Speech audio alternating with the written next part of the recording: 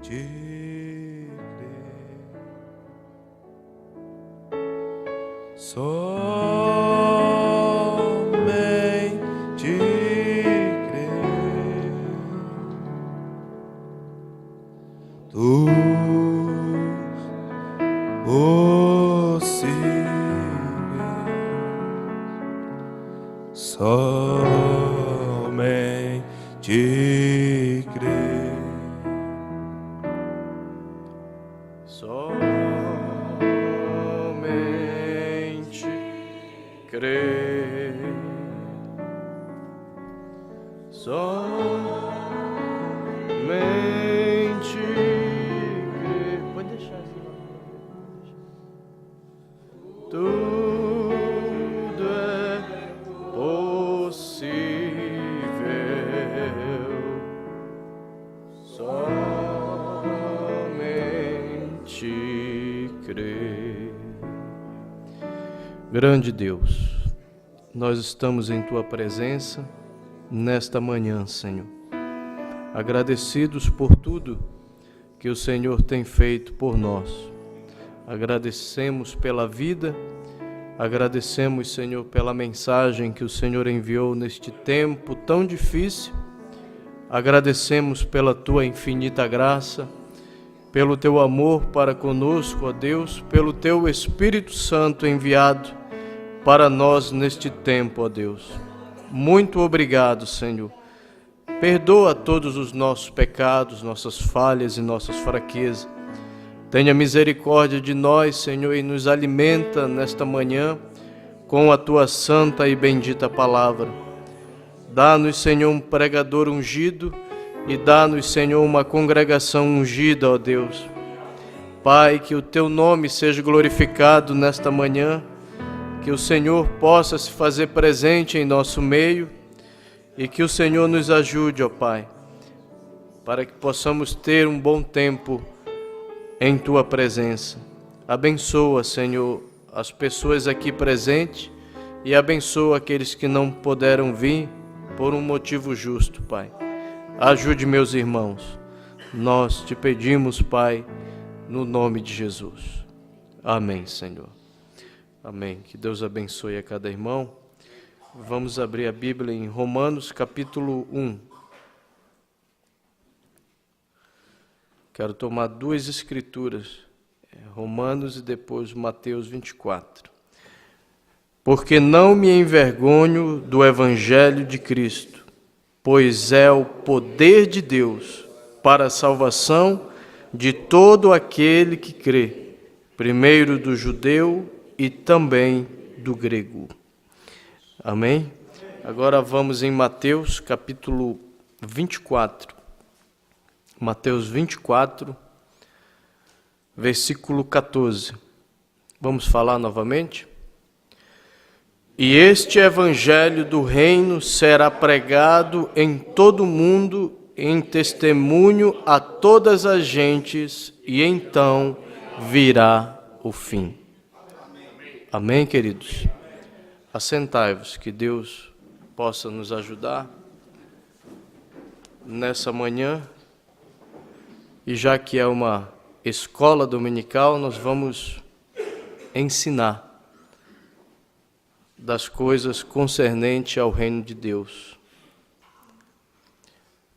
E meu tema para essa manhã é o Evangelho. Nós ouvimos muito falar sobre o Evangelho, mas alguém aqui sabe me dizer o que é o Evangelho em poucas palavras? Alguém sabe? O Evangelho significa boas novas. A irmã falou certo. Alguém mais? O que significa o Evangelho, irmão Juan? A vida de Cristo em nós também. Alguém mais? Estamos em uma escola. O profeta disse que o Evangelho significa boas novas. Por que o Evangelho significa boas novas? Porque se Jesus não tivesse morrido por mim, e por você, nós não seríamos pessoas felizes. Nós seríamos pessoas infelizes. Mas ele foi crucificado, sofreu na cruz por mim e por você. Morreu, mas ao terceiro dia ele ressuscitou. Quando ele estava aqui na terra, diz o profeta, nós estávamos nele. Porque a figura de Adão lá atrás, quando Adão esteve aqui na terra andando sozinho, na verdade Eva já estava dentro dele. E aquilo, diz o profeta, é um tipo da noiva que está dentro de Cristo. Ela está em Cristo e dentro de Cristo também. Então, quando ele andou aqui na terra, diz o profeta, eu e você, nós andávamos com ele também. Quando ele foi rejeitado, nós também fomos rejeitados juntamente com ele. Quando ele foi cuspido, quando ele foi açoitado, quando ele foi até a cruz, nós fomos até a cruz juntamente com ele. Quando ele morreu, nós também morremos juntamente com ele. Mas também quando ele ressuscitou, nós ressuscitamos com ele. E se ele vive hoje, se nós vivemos hoje, é porque ele vive. Né? E se você está procurando viver uma vida cristã aqui na terra e já está vivendo uma vida cristã, é porque ele está em você. Porque se ele não tivesse em você, você não conseguiria viver uma vida cristã. No mundo de hoje, não tem como. Então, por isso o Evangelho significa boas novas, daquele que ressuscitou, que morreu, mas que ao terceiro dia ressuscitou e vive eternamente. Este é o Evangelho. Amém? Mensagem ao nascer do sol, do 48 ao 51. Notem, ele veio para repartir isto conosco. Com razão, o Evangelho é boas novas. A própria palavra Evangelho significa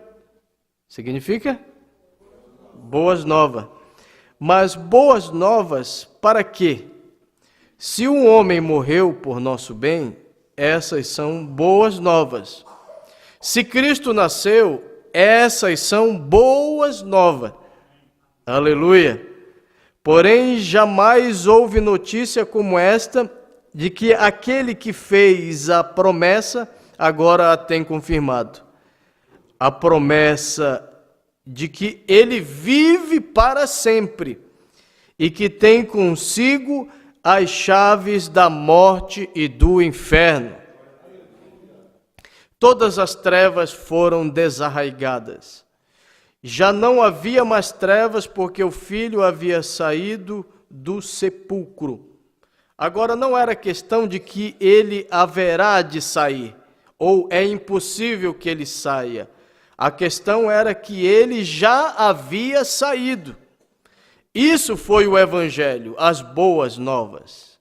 Notem que a mesma mensagem do Evangelho é para provar ao mundo que ele tem sido levantado dentre os mortos. Ele disse, vá e diga aos meus discípulos que eu tenho ressuscitado dentre os mortos e que me encontrarei com eles para confirmar-lhes isto. Ó Deus, como haverá luz espalhada por toda a terra nestes últimos dias? Eu provarei isto a meus discípulos. Vá e diga-lhes que eu não estou morto e que tampouco sou uma tradição. O Evangelho não é uma tradição. Amém? O Evangelho é uma prova que ele vive. O profeta disse que quando ele ressuscitou, houve uma dupla saída do sol. O primeiro sol foi para trazer vida. Vida o quê? Vida botânica. vida às plantas, vida aos animais, vida ao ser humano. Esse sol que você vê todo dia, esse foi o primeiro sol. Mas houve um segundo sol que também veio para trazer vida e vida com abundância. Esse é o sol do sol e o nome dele é Senhor Jesus Cristo. Veio para trazer vida. Que tipo de vida? Vida somente vida natural? Não, vida eterna, para mim e para você. Eu me encontrarei com eles, levarei esta mensagem a meus discípulos e diga-lhes que tenho sido levantado dentre os mortos. Este é o Evangelho. E isto está correto. Hebreus 13:8 diz que ele é o mesmo ontem, hoje e eternamente. Nós, como beneficiários, devemos provar que sua vida mora em nós agora mesmo. Nós somos os beneficiários desta vida. Nunca houve uma vida que vivesse como esta. Ele foi o Filho de Deus. Ele morreu e ali terminou. Porém, quando ressuscitou dentre os mortos, naquela manhã de ressurreição, nós, como seus servos, fomos comissionados por ele para ir a todo mundo e levar estas boas novas. Ide por todo mundo, né? E pregai o Evangelho. Aleluia. A toda pessoa que ele em verdade vive. E como podemos fazer isto somente por meio de palavra? Pois está escrito: o Evangelho não veio somente em palavra, mas também veio no poder e manifestação do Espírito, provando com isto que ele vive. Então, o Evangelho, ele não é só palavras. O Evangelho é a manifestação também do poder de Deus na minha vida e na tua vida. Porque esta Bíblia que eu carrego, que você carrega, ela está em todas as denominações. Certo?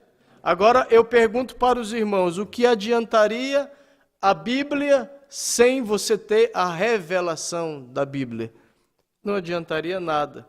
Você ia batizar de uma maneira errada, ia tomar a Santa Ceia de uma maneira errada, ia viver de uma maneira errada pelo simples fato que a pessoa não tem a revelação da palavra.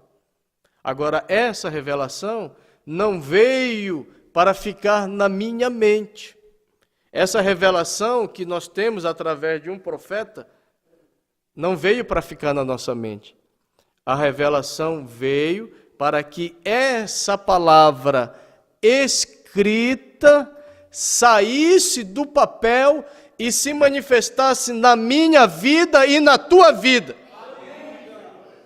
Mostrando que o Evangelho não é palavras, que dentro desta palavra existe o poder de Deus para transformar uma prostituta, um bêbado, um ladrão, um mentiroso. Para que foi dado o Evangelho? Para que foi dado o Espírito Santo? Para transformar a minha vida, para transformar a tua vida.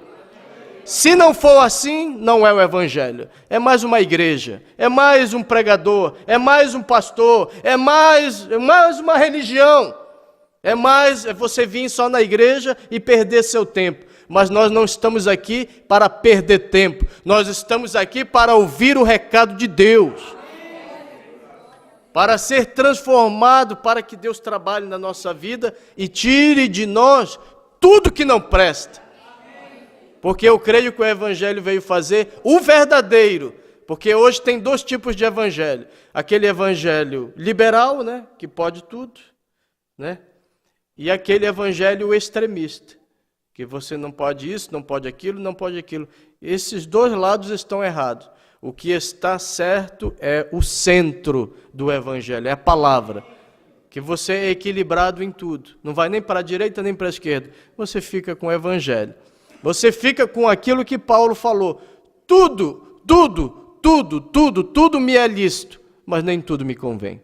Então, se você tem o Espírito Santo, você vai dizer isso aqui não é para um cristão. Isso aqui, eu não estou parecido com um cristão, não estou parecido com um filho de Deus, não. Isso que eu estou falando, Não é conversa de cristão. Isso que eu estou vendo, não sei se Jesus vir, se eu não vou ficar. Isso que eu estou ouvindo, não está me fazendo muito bem. Isso que eu estou pensando, então o evangelho ele já começa aí, né? Trabalhando na tua mente, trabalhando naquilo que você vê, trabalhando nas tuas atitudes. O evangelho é Cristo, queridos. Amém? No evangelho está a verdadeira vida. Que as pessoas vivem aqui na terra, abra a sua Bíblia em Atos capítulo 17. As pessoas vivem aqui na terra somente uma vida natural, né? E se tornam naturais. E na era que nós estamos vivendo, se você não cuidar, você vive uma vida natural e vive uma vida materialista, pensando somente nas coisas daqui. A Bíblia diz, o mundo passa. Tudo que você está vendo aí, os desejos que o mundo oferece, a Bíblia diz, este mundo passa. Tudo isso aí vai passar. Todo esse carnaval aí vai acabar. Todo esse circo vai acabar. Porque está profetizado nesta Bíblia que o mundo passa e as suas concupiscências, os seus desejos. Mas aquele que faz a vontade de Deus, esse permanecerá para sempre. E a vontade de Deus não está em uma religião. A vontade de Deus não está em um homem. A vontade de Deus está aqui na palavra. Amém, queridos? Eu falei, Atos, capítulo, versículo 28. No Evangelho está a verdadeira vida. Atos 17, 28. Porque nele vivemos, amém? E nos movemos. Você se move por aquele que está em você. O diabo também se move, mas Deus também se move através dos seus filhos. Porque nele vivemos, e nos movemos e existimos. Sabia que não era nem para mim existir? Sabia que não era nem para você existir?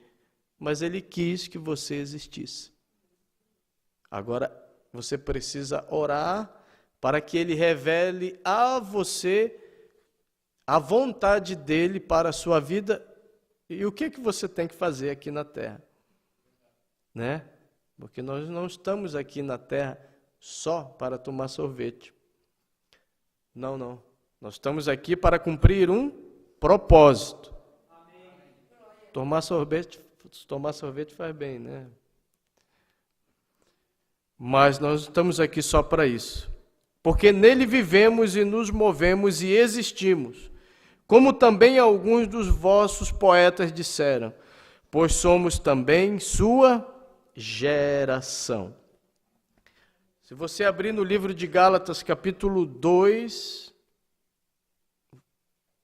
versículo 20, você vai compreender que você não está aqui na terra vivendo somente a sua vida. Você está vivendo a vida dele em você. Gálatas capítulo 2, versículo 20. Já estou crucificado com Cristo e vivo, não mais eu, mas Cristo vive em mim. E a vida que agora vivo na carne, vivo-a na fé do Filho de Deus, o qual me amou e se entregou a si mesmo por mim. Chega um momento que a vida de Cristo, ela entra dentro de você. E quando essa vida entra dentro de você, aquela vida velha, ela sai. E quando aquela vida velha que você tinha lá atrás, e que fumava, que bebia, que vivia uma vida mundana, quando ela termina, então começa uma nova vida. Amém. Né? Por isso a Bíblia diz, aquele que está em Cristo é uma nova criatura. As coisas velhas já ficam para trás. Tudo se fez novo. Amém, queridos? O Evangelho nos tirou da morte e nos transportou para a vida. Abra sua Bíblia em São João capítulo 5. Aleluia. São João 5, 24. Na verdade vos digo, que quem ouve a minha palavra e crê, porque não é só ouvir, é crer, e crê naquele que me enviou, tem a vida eterna, e não entrará em condenação, mas passou da morte para a vida. Então, isso é uma grande coisa, porque saber que vai ter vida eterna, não há preocupação mais em relação à morte, né? Porque a palavra morte, na verdade, significa separação. Num certo sentido, nós estamos mortos, mas em outro sentido, nós estamos vivos. Em que você está morto? Para que você está morto? Você está morto para o pecado. Amém? Mas quando entra a vida de Cristo através do Evangelho, você está vivo para Deus. É como está em Laodiceia. Você está em Laodiceia, mas você não é de Laodiceia. Amém? Porque Jesus está fora de Laodiceia. Eis que estou à porta e bato. Se alguém ouvir a minha voz, eu entrarei em sua casa e cearei com ele, e ele comigo. É individual. Então ele está para o lado de fora, porque a palavra foi colocada para o lado de fora. Porque ela não está sendo pregada totalmente. Ela está sendo pregada numa parte só. E uma parte da palavra não é vida, é morte. Por isso a Bíblia fala em Mateus capítulo 4, versículo 4, não só de pão vive o homem, mas de toda a palavra que sai da boca de Deus. Se fosse só uma parte, então seria uma parte da palavra, mas é toda a palavra. Amém, queridos? Vamos adiante. O Evangelho é toda a verdade da Bíblia, né? Posição do corpo 175. E quem é a verdade? Jesus é a verdade. A verdade do Evangelho. Agora, que Evangelho? Há somente um Evangelho. Gálatas diz, embora um anjo pregue qualquer outro Evangelho, que seja anátema, este é o Evangelho da sua salvação. Não outro Evangelho, não outro nome dado sob o céu onde possamos ser salvos, a não ser no nome de quem? A não ser no nome de Jesus. Então, o Evangelho é a verdade. E essa verdade, quando você ouve a verdade, ela te santifica. Abra sua Bíblia em São João capítulo 17. Versículo 14 até o 17. Jesus estava orando por mim e por você aqui. E ele diz assim, dei-lhes a tua palavra, e o mundo os aborreceu, porque não são do mundo, assim como eu não sou do mundo. Não peço que os tire do mundo, mas que os livres do mal. Não são do mundo, como eu do mundo não sou. Santifica-os na verdade. A tua palavra é a verdade. Então a palavra é o Evangelho. Amém, queridos? Quando o Evangelho estiver sendo direcionado para uma igreja ou para o homem, não é o Evangelho. É o Evangelho do homem. Mas o verdadeiro Evangelho não aponta para uma igreja, nem para um homem. O verdadeiro Evangelho aponta para a palavra. Amém, queridos? Por que nós cremos que o irmão Brana é um profeta? Porque ele te aponta para a palavra. Ele sempre te leva para a palavra. Ele sempre está pregando o que está na palavra. Porque um falso profeta, ele tira você da palavra. Ele faz você errar, faz você tropeçar. Por isso Jesus falou que não era para vir os escândalos, mas ai por quem vier os escândalos. Fazer uma pessoa tropeçar, o que é fazer uma pessoa tropeçar? O diabo ele sempre está fazendo com que as pessoas não olhem para a palavra. O evangelho sempre, o diabo sempre está fazendo com que as pessoas olhem um para o outro. Porque se eu ver o Miguel errar, então eu digo, eu vou fazer também o que ele faz, porque ele diz que está na igreja, então também vou errar, porque ele também está errando. Uma pessoa que está no erro, ela não é exemplo para ninguém. Paulo disse para Timóteo, tem cuidado de ti mesmo e da... Ele não disse, tem cuidado de ti mesmo e tem cuidado dos teus irmãos também, e vê o que eles estão fazendo e vai cuidar. Não. Ele disse, tem cuidado de ti mesmo e da doutrina. Fazendo isso, tu vai te salvar e vai salvar aqueles que te ouvem. Agora o profeta diz, o diabo está esforçando para que você veja os meus erros e para que eu veja os teus erros. Porque se tu vê o meu erro e não orar por mim, então o diabo vai fazer com que eu tenha dificuldade com você e você tenha dificuldade comigo, e no fim aquela pessoa acaba sendo uma pedra de tropeço. Ela fez, por que eu não posso fazer? Não é assim a conversa? Ele fez, por que eu não posso fazer? Agora, uma prova que você é um cristão. Quando você comete um erro, diz o profeta, imediatamente o Espírito Santo vem até você e diz assim, você não deveria ter feito isso. E uma prova que você é um cristão é quando você diz, é verdade, eu não deveria ter feito isso. E você se arrepende. Agora tem gente que não se arrepende. Né? Fala, faz, age e não se arrepende. Se você olhar para mim, você vai tropeçar. Se eu olhar para você, eu vou tropeçar, porque eu vou ver muitas falhas. Mas se você olhar para a palavra, para o evangelho, você vai chegar. Uma vez eu tentei falar de um evangelho para uma senhora, ela estava tão aborrecida com um cidadão que dizia que era evangélico, que o evangelho para ela era só aquela pessoa.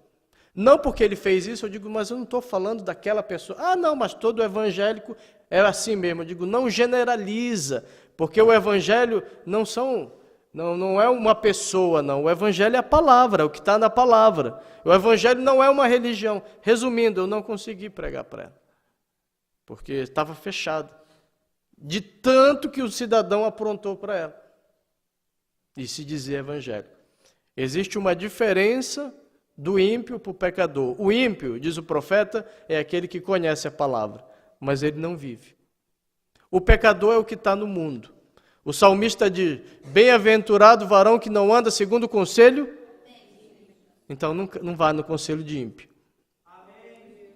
Bem-aventurado o varão que não anda segundo o conselho de ímpio, nem se detém no caminho dos pecadores, nem se assenta na roda dos escarnecedores. Antes tem seu prazer na lei de Deus, e na sua lei medita de dia e de noite.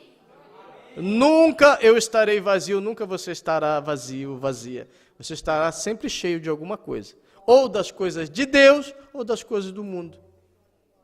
Não vai ter jeito. O profeta disse isso. Li esses dias ainda. Você nunca vai... Eu pensei que todo mundo andava vazio. Talvez as pessoas andem vazio aqui, né? Porque a mente nunca vai estar vazia, não. Aqui eu acredito que as pessoas podem estar vazias. Mas na mente, vai sempre estar cheio de alguma coisa. Ou das coisas de Deus, ou das coisas do mundo. Amém, queridos? O Evangelho, diz o profeta, não é uma religião. Acusação 153. Eles tomam as denominações e seus credos ao invés da palavra. E isto crucifica a sua palavra. Quando se mistura coisa de homem com as coisas de Deus.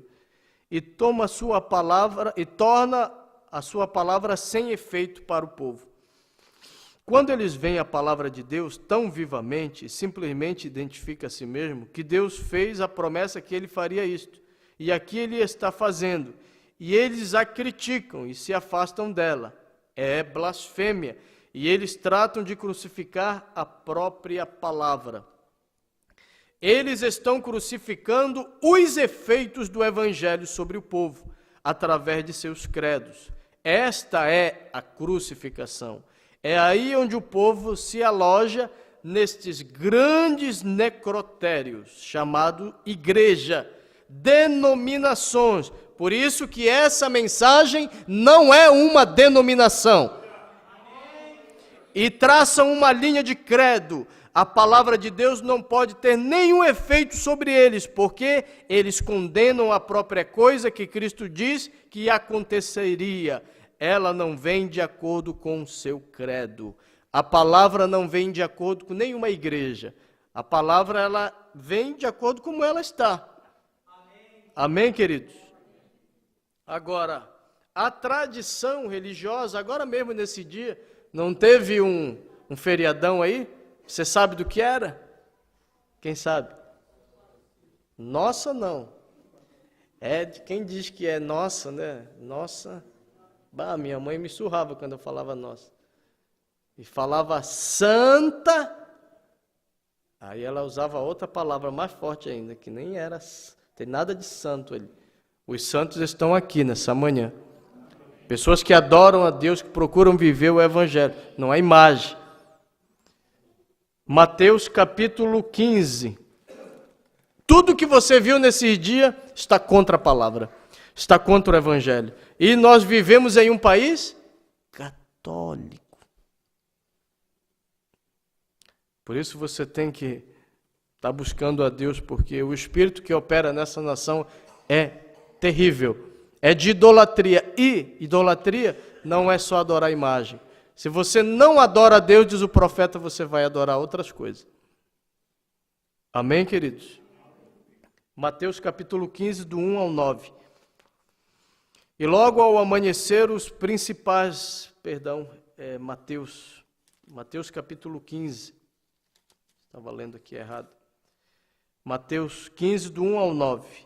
Então chegaram ao pé de Jesus uns escribas e fariseus de Jerusalém, dizendo, esses eram religiosos, por que transgrediu os teus discípulos a tradição dos anciãos, desde aquela época? Pois não lavam as mãos quando comem pão. Ele, porém, respondendo, disse-lhe, por que transgredi vós também o mandamento de Deus pela vossa tradição? Porque Deus ordenou, dizendo, honra teu pai e tua mãe, e quem maldisser pai ou mãe, morra de morte. Mas vós dizeis, qualquer que disser ao pai ou à mãe é oferta ao Senhor, ou que poderias aproveitar de mim, esse não precisa honrar nem seu pai, nem a sua mãe.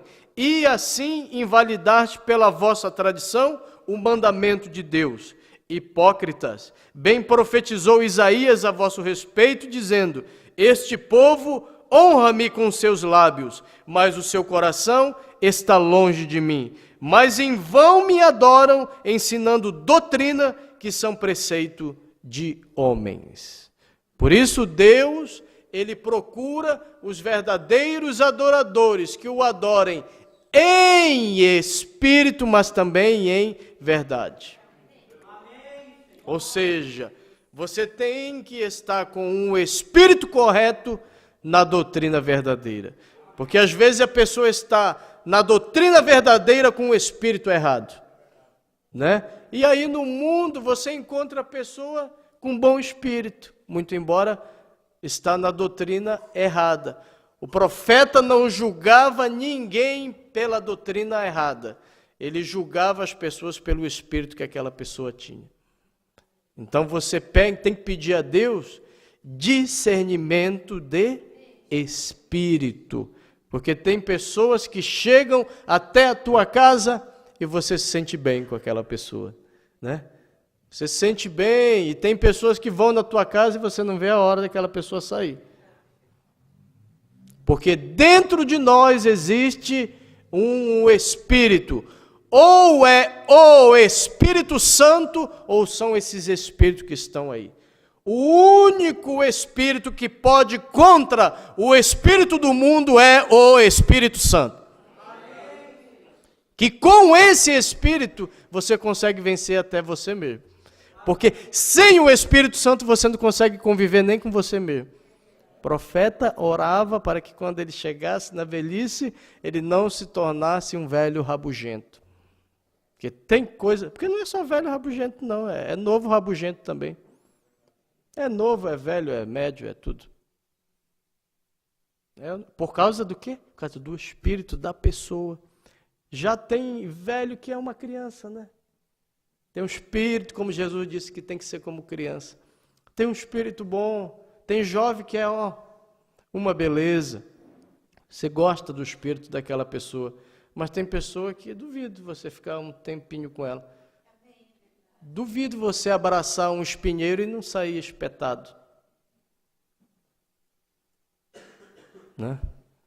Agora a árvore ela vai produzir. A uva vai produzir uva. A maçã vai produzir maçã. O limão, ele é azedo, mas se colocar açúcar, dá para fazer um suco, né? Até passa. Agora, o espinheiro, não vá procurar, não vai abraçar ele, não. Vai sair tudo espetado. Ou ela, que é um espinho, né, às vezes. Você só deixa de ser espinho quando você tem o Espírito Santo. Estava dizendo para o irmão Jaime, aqui atrás. Tem a vantagem e tem desvantagem ser nervoso. Sabe qual é a primeira vantagem de ser nervoso? É que o profeta disse, você crê no profeta ou não? Amém. O profeta disse que a pessoa nervosa, ela tende a ser espiritual. Zelosa, preocupada com a vida espiritual. A pessoa nervosa. Ela tende a ser zelosa e espiritual. Esse é o lado bom. Agora, o lado ruim do nervoso é que o temperamento, quando uma pessoa nervosa explode, diz o profeta, este é o primeiro passo para a insanidade. Pode ver, quando uma pessoa nervosa explode, sai de perto. É como uma panela de pressão que está sem aquele negocinho lá que vai...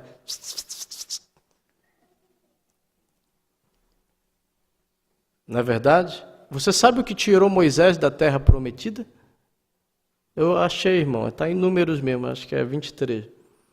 Pode ler o livro de Números que você vai achar. Deus disse para Moisés, fale com a rocha, fale. Mas também não era grite, não. Era falar.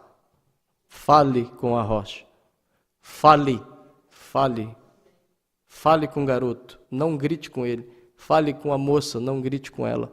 Fale com seu pai, não grite com ele. Fale com seu pastor, não berre com ele. Fale com seu irmão, não grite com ele. Fale. Ele disse, fale com a rocha. Fale. Fale que vai sair água dela. Sabe o que Moisés fez? Pegou-lhe uma vara e deu-lhe uma pancada na rocha e saiu água. Saiu. Porque Deus teve misericórdia do povo. Mas o seu Moisés ficou fora da terra prometida. Por causa do temperamento dele. Então você que é nervoso, eu que sou nervoso, nós temos que cuidar. Por quê? Porque nós podemos ficar fora da terra prometida. Você sabe o que é fora da terra prometida? É fora do Espírito Santo. O Espírito Santo ele é sensível, tem coisas que... Nem de grito o Espírito Santo gosta. Nem de certas conversas ele gosta. Nem de certas brincadeiras ele gosta. Então, se você quer ter o Espírito Santo e manter e conservar o Espírito Santo, então seja cuidadoso. Porque ele disse, fale com a rocha. E ele foi lá e deu uma pancada. Com aquela atitude dele, ele ficou fora da terra prometida. Moisés. Aquela atitude deixou ele fora. E cuidado com as suas emoções, ela pode afetar toda a sua vida. Cuidado com as suas atitudes, cuidado com o que você fala, né? Porque isso pode... O diabo ele leva a pessoa longe numa coisa e quando você percebe, você já está zerado, tem nada, você está na carne. E se alguém pisar no teu pé, você dá uma bufetada. Nós queremos o Espírito Santo na nossa vida. Nós queremos viver uma vida que agrade a Deus. Nós queremos viver essa palavra. Amém, queridos? Porque senão estamos só perdendo tempo. O espírito do anticristo forma religiões para confundir, mas o evangelho, ele não forma religião. O evangelho, ele forma um corpo. Amém? Que corpo é esse? 1 Coríntios, capítulo 12. Aleluia. Está fazendo bem o remédio? Amém? Amém. Tem remédio que não é muito bom de tomar, né? 1 Coríntios 12, 13. Pois todos nós fomos batizados em um Espírito. Você só entra nesse corpo se você tiver o Espírito Santo. Pois todos nós fomos batizados em um Espírito, formando uma religião. Amém? É assim que está na Bíblia. Formando um corpo. Aleluia. Quer judeus, quer gregos, quer servos, quer livres. E todos temos bebido de um Espírito. Então, você se alimenta também desse Espírito, né? É como a água que você necessita beber. Se você não bebe, você vai morrer. Efésios capítulo 1. Vamos aqui, ainda falando do corpo. Efésios capítulo 1, versículo 22 e 23. E sujeitou todas as coisas a seus pés, e sobre todas as coisas o constituiu como cabeça da igreja, que é o seu corpo, a plenitude daquele que cumpre tudo em todos. Amém? Cristo é o mistério de Deus revelado, 413. Olhe, Deus em seu corpo, Cristo, e Cristo em seu corpo, a noiva. Deus manifestado em Cristo, Cristo manifestado na noiva. E assim como Deus tirou do corpo de Adão a mulher, e ela caiu, então Deus tem tirado do corpo de Cristo sua carne, seu corpo, o qual é a sua palavra, e está trazendo para fora uma noiva, aleluia, que não se deixará enganar por denominação ou credo. Não, Senhor, mas ela está voltando com a pura e inadulterada palavra de Deus sendo manifestada. Amém, queridos? Pecado imperdoável 121. O corpo ressurreto do Senhor Jesus Cristo, ressuscitado do apego da igreja, o corpo de Cristo, que crê no Evangelho, ele não está apegado à igreja, ele está ressuscitado das igrejas formais e frias. A igreja de Jesus não é uma igreja formal e fria. A igreja de Jesus é uma igreja que arde no poder de Deus. Ressuscitado do fanatismo, Deus trazendo um punhado de ossos e colocando pele nele no poder do Espírito Santo, que trará o Evangelho nos últimos dias, com sinais e maravilhas, até a consumação dos séculos. Você sabia, irmãos, que a pregação do Evangelho traz a presença do Espírito Santo? Por isso que as pessoas não querem ouvir o Evangelho. Porque como que a tua fé ela vai crescer? A Bíblia diz, a fé ela vem pelo e ouvir o quê? Mas tem muitas coisas hoje para se ouvir. Tem muitas coisas. Mas a minha fé e a tua fé, ela só cresce quando você vem para ouvir. E não ouvir qualquer coisa, ouvir o Evangelho genuíno. Amém, queridos? Atos capítulo 10. Estou encerrando. Mudou o horário, né? Atos capítulo 10. Versículo 34 ao 44. E abrindo Pedro a boca, disse: Reconheço por verdade que Deus não faz acepção de pessoa, mas que lhe é agradável aquele que em qualquer nação o teme e obra o que é justo. A palavra que ele enviou aos filhos de Israel, anunciando a paz por Jesus Cristo, este é o Senhor de todos. Esta palavra, vós bem sabeis, veio por toda a Judéia, começando pela Galiléia, depois do batismo que João pregou, como Deus ungiu a Jesus de Nazaré, com o Espírito Santo e com virtude, o qual andou fazendo bem, este é o Evangelho, e curando todos os oprimidos do diabo, porque Deus era com ele. E nós somos testemunha de todas as coisas que fez, tanto na terra da Judéia, como em Jerusalém, o qual mataram pendurando no madeiro. A este ressuscitou Deus ao terceiro dia e fez que se manifestasse, não a todo o povo, mas às testemunhas que Deus antes ordenara, a nós que comemos e bebemos juntamente com ele, depois que ressuscitou dos mortos. E nos mandou pregar ao povo e testificar, esse é o Evangelho, que ele é o que por Deus foi constituído, juiz dos vivos e dos mortos.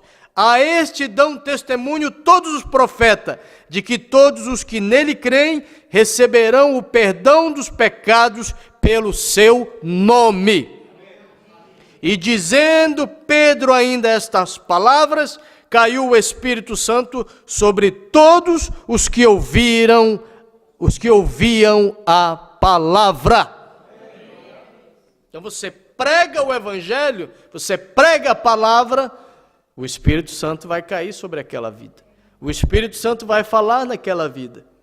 Mas tem que ser o Evangelho. Tem que ser a mensagem da hora. Digo mais, porque a Bíblia fala que no tempo da tarde haverá, a luz está no mundo, a luz está nas denominações, não, a luz está na mensagem da hora. E quando você prega a mensagem da hora, então você prega o Evangelho. Como diz a Bíblia, que este Evangelho do reino será pregado para todas as gente, então virá o fim. O Evangelho do reino não é o que as denominações estão pregando. O Evangelho do reino é essa mensagem que você está ouvindo esta manhã, que já está na Rússia, já está no Japão, já está na China, já está nos 4 cantos desta terra, porque o profeta disse que esta mensagem iria no mundo inteiro, e essa mensagem tem ido. Porque não saiu de uma igreja, não saiu da mente de um homem, saiu diretamente do trono de Deus para mim e para você. Aleluia!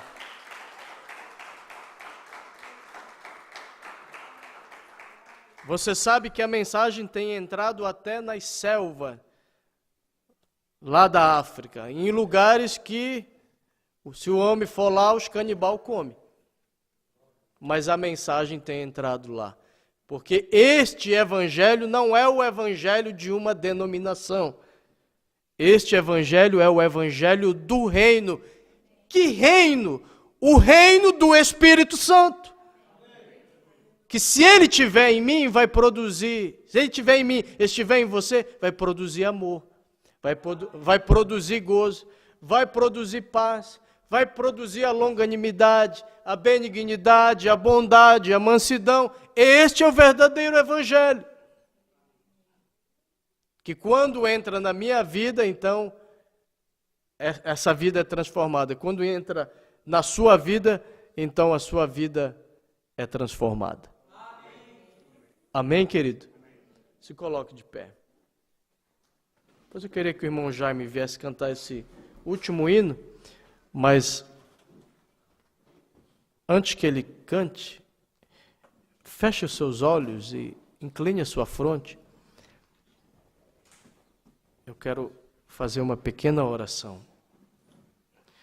querido Deus, porquanto a Tua palavra, ela foi pregada nesta manhã, Senhor. O Evangelho, ó Deus, que o Senhor enviou para nós, que tem transformado as nossas vidas, que tem feito com que nós abandonássemos o mundo, abandonássemos, Senhor, a confusão religiosa e procurássemos viver uma vida digna deste santo Evangelho. Temos que melhorar, Senhor, em muitas coisas. Precisamos melhorar a cada dia, Senhor.